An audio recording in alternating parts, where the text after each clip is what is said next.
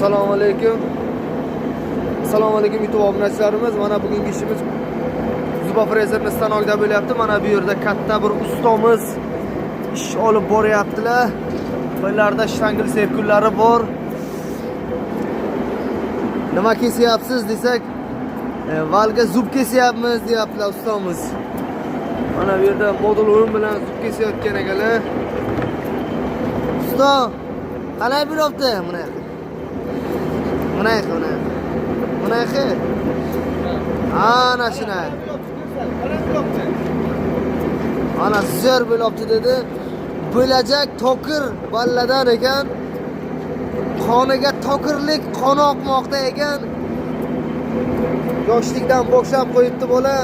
Mana yana bitta shogirdchamiz, sal yoshlari kattaroq akalari bo'lajak tokir. Mana bular kelajagimiz bizani.